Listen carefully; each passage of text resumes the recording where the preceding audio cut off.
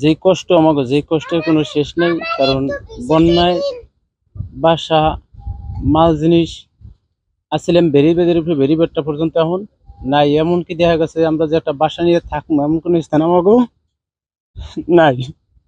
আমার প্রধানমন্ত্রীর কাছে একটু আকুল আবেদন যে আমাকে একটা স্থান উনি করে দেয়। মন্ত্রী মহোদয়ের কাছে আমার আবেদন যে আমার বাচ্চা কাচ্চা নিয়ে যেন আমি একটু পরিমাণ জায়গা নিয়ে থাকতে পারি।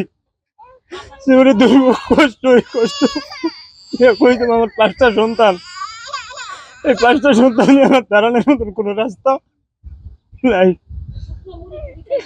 যখন পানিতে চাপ দিচ্ছে তারা, আপনারা দেখেন এই যেমনি বিক্রমপুর হরিরামপুর জায়গাতে ভাঙ্গে পড়ছে, ঠিক ওই রকমের বিড়িটা ভাঙ্গে, তার বিড়িটা অর্থাৎ ভাঙছে যখন, তখন আমি মনে করছি যে আমার কচলাটা ভাঙ্গে সিরিয়াস লইয়া যায়। কারণ আমি সন্তান ধর্ম না আমার ফ্যামিলির কেউ রে বাঁচামু, নাকি আমার মা যিনি বাঁচামু। কারণ এমন কি আর আছে আপনারা দেন।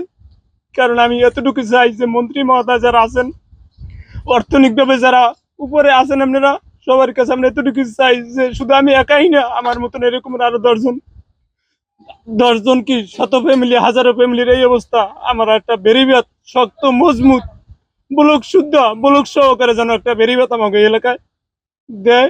আমার এতটুকু দামি, এবং আমার মতন ফ্যামিলি যারাই আছে মোটামুটি তার দ্বারা যেটুকু সম্ভব অতটুকু সাহায্য সহায়তা করে যেন আমাকে পাশে উনি থাকেন। আর আমি জানি যে আমাকে প্রধানমন্ত্রী তিনি খুব ভালো একজন মানুষ, এবং তার মতন মানুষ আসলে হয় না। তার কথা আমি কি বলবো, কারণ তার কোনো তুলনাই হয় না। এত সুন্দর মনের মানুষ। কারণ দেশ উন্নয়ন জননেত্রী শেখ হাসিনা, তার কাছে আমার এতটুকু দাবি যে সে যেন গরিবের পাশে বিগত দিনে ছিল, সামনেও যেন থাকে, এবং আমাকে একটু দেখে যারা আমরা গরিব আছি। এতটুকু আর কি যে আমাকে বসার মতন, যে বাচ্চা কাচ্চা নিয়ে থাকার মতন একটা স্থান আমাকে জায়গায় নাই।